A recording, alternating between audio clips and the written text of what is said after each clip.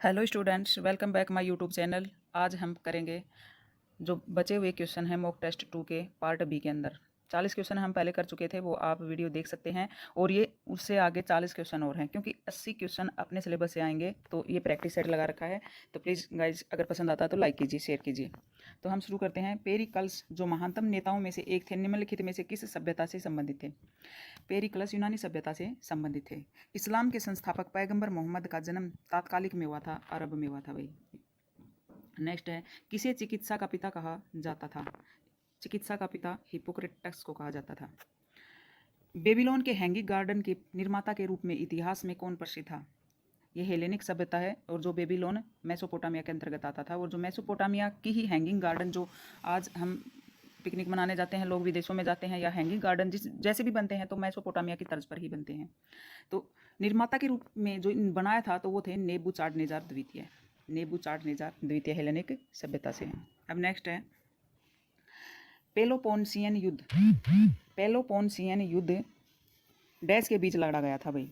तो ये एथेंस और स्पार्टा के बीच लड़ा गया था। इंपॉर्टेंट क्वेश्चन है भाई ये। पेलोपोन्सियन युद्ध किसके बीच लड़ा था? एथेंस और स्पार्टा के मध्य में। क्वेश्चन नंबर 47, किसी को कभी यह नहीं भूलना चाहिए कि भारत में सांप्रदायिकता एक बाद की घटना है जो हमारी आंखों के सामने उभरी है। यह किसने कहा? 47 का आंसर बताओ भाई। क्वेश्चन नंबर 47 का आंसर है भाई, जवाहरलाल नेहरू ने कही थी ये बात।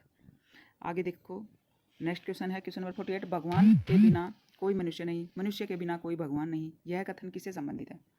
ये कथन संबंधित है भाई सामंतवाद से। ये सामंतवाद की विचारधारा है, भगवान के बिना कोई मनुष्य नहीं, मनुष्य के बिना कोई भगवान नहीं। अब 49 देखो, मानव जाति के पहले ऐतिहासिक कानूनदाता के रूप में किसा जाना जाता है? हैम्बुराम्बी को जाना जाता है भाई। मानव जाति से पहले ऐतिहासिक कानूनदाता के रूप में हैम्बुराम्बी ने ही पहले कानून बनाए थे। अब नेक्स्ट देखते हैं, लेखन की क्यूनिफॉर्म प्रणाली का आविष्कार किसने किया? सुमेरवासियों ने, यूनानवासियों ने, असीरियावासियों ने, या बेबीलोनवासियों ने? ये मेसोपोटामिया सभ्यता से संबंधित क्वेश्चन है, और इसका आंसर है सुमेरवासी, क्योंकि सुमेरवासियों ने ही लेखन शुरू किया था सबसे पहले।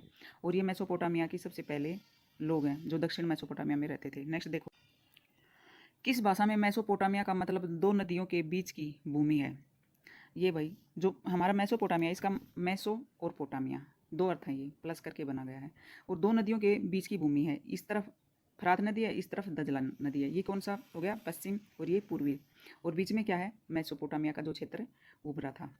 ठीक है, तो उसमें पूछा गया है कि मेसोपोटामिया का मतलब दो नदियों के बीच है, तो ये मेसोपोटामिया किस भाषा का शब्द है? तो ये यूनानी भाषा का शब्द है। नेक्स्ट देखो, निम्नलिखित में से किस सभ्यता में पुराने स्कूल के घर की दीवार पर उत्कीर्ण एक कहावत है, जो टेबलेट लेखन में उत्कृष्टता प्राप्त करेगा वह सूरज की तरह चमकेगा? ये किस सभ्यता में पुराने स्कूल के घर की दीवार पर उत्कीर्ण एक कहावत है? ठीक है, ये है भाई बेबीलोन की सभ्यता, और ये किसके अंतर्गत आती थी? मेसोपोटामिया के। ठीक है, उसके बाद उभरी थी ये। अब नेक्स्ट देखो, जूलियस सीजर ने न केवल इतिहास बनाया बल्कि लिखा भी है। जूलियस सीजर ने निम्नलिखित में से कौन सा ग्रंथ लिखा था? अब बात जूलियस सीजर पर आई है, जूलियस सीजर के ऊपर आई है। तो ये जूलियस सीजर कौन था? ये रोम सभ्यता का, यानी ग्रीक और रोम जो हमारे सिलेबस में भी है, वहाँ से संबंधित थे जूलियस सीजर। ये कवि भी थे, ये एक राजकुमारी से प्रेम भी करते थे। ठीक है, इसका आंसर क्या है? जूलियस सीजर ने न केवल इतिहास बनाया बल्कि लिखा भी है। जूलियस सीजर ने निम्नलिखित में से कौन सा ग्रंथ लिखा था? तो जूलियस सीजर ने लिखा था भाई गैलिक युद्ध। ये था जूलियस सीजर का जन्म है ना 100 ईसा पूर्व में प्राचीन रोमन अभिजात कुल में हुआ था, क्योंकि सीनेट को अभिजात वर्ग बोलते थे रोम में, या रोम साम्राज्य के अंदर।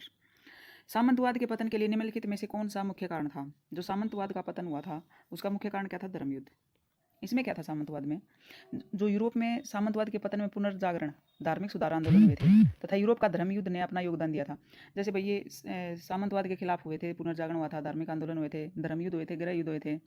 यूरोप में धर्मयुद्ध ईसाई के विरुद्ध थे। रोमनों का सबसे उत्कृष्ट बौद्धिक योगदान, सबसे उत्कृष्ट बौद्धिक योगदान क्या था भाई? रोमनों का कानून बनाए थे उन्होंने।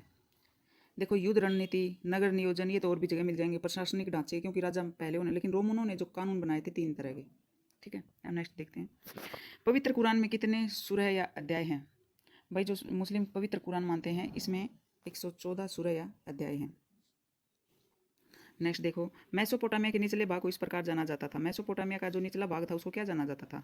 जो मेसोपोटामिया का निचला भाग था उसको बेबीलोन बोलते थे। सॉरी, बेबीलोनिया या बेबीलोन। 73वां संशोधन जो 11वीं अनुसूची में शामिल डैश से संबंधित है?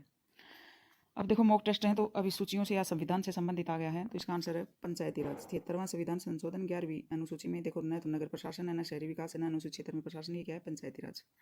73वां संविधान संशोधन में। अब नेक्स्ट देखो, इस्लाम का अर्थ है, हम इस्लाम का क्या अर्थ है बताओ भाई? इस्लाम का अर्थ है भगवान को समर्पण। जिगुरात का अर्थ है रोम में मंदिर, सुमेर के मंदिर, जापान के मंदिर, यूनानियों के मंदिर। जिगुरात था मेसोपोटामिया के मंदिर, और मेसोपोटामिया के अंदर क्या आता है? सुमेर के मंदिर। तो सुमेर के मंदिर कहाँ? जिगुरात के आसपास ही बस्तियाँ बसने लगी थी, और इनको ये मंदिर होते थे उनके, जिनका नाम क्या होता था? जिगुरात। ये मेसोपोटामिया में होते थे। अब नेक्स्ट देखो, संगीत के 2 स्कूल बवेरियन और सैक्सन थे। संगीत के 2 स्कूल। जर्मनी के लोकगीत संबंधित है भैया, जर्मनी से लोकगीत होते थे इनमें, बवेरियन और सैक्सन से, और 2 स्कूल थे, ये जर्मनी से संबंधित है। किसने पाया कि मानव शरीर का काम रक्त के संचलन पर निर्भर करता है? देखो भाई, क्रांति आई थी तब विज्ञान ने अंगड़ाई ली थी, और विज्ञान इतना छाया था कि एकदम क्रांतियाँ आ गई, और जो पुराने विचारधारा थी वो धरे की धरे रह गई। तो 62 का है भाई 2, ये हार्वे हैं। किसने पाया कि मानव शरीर का काम रक्त के संचरण पर निर्भर है? हार्वे ने कहा था, हार्वे ने किया था भाई, ये रिसर्च किया था उस समय। अब नेक्स्ट देखते हैं, थोड़ा सा साफ नहीं है लेकिन दिख जाएगा। जॉन नॉक्स ने एक प्रकार का प्रोस्टेटिज्म पेश किया था, जिसे डैश प्रेस्थिटेरियनिज्म के नाम से जाना जाता है। देखो भाई 63 का है 3, स्कॉटलैंड इसका आंसर है।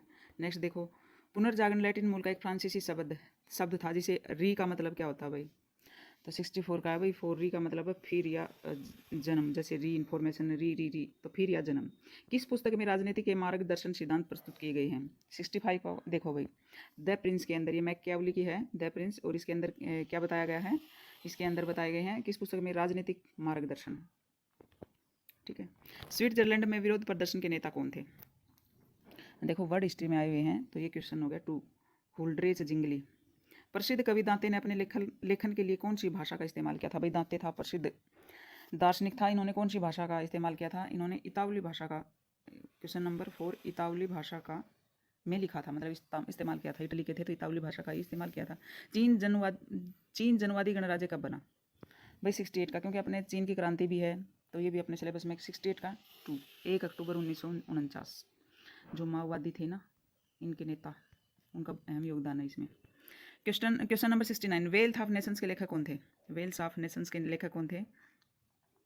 वेल्स ऑफ नेशन के लेखक कौन थे? तो ये थे एडम स्मिथ। कौन थे? Adam Smith.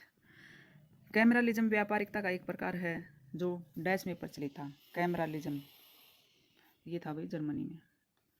1534 में स्थापित होने के समय सोसाइटी ऑफ जीसस में कितने सदस्य थे? ये थे भाई 4 सदस्य।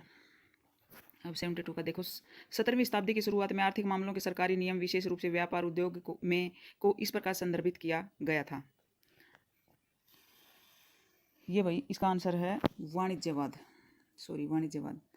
अंग्रेजी कविता के पिता के रूप में किसे माना जाता है? अंग्रेजी भाषा का पिता, कविता जो लिखता था, चौसर, शुरुआत इन्होंने की थी।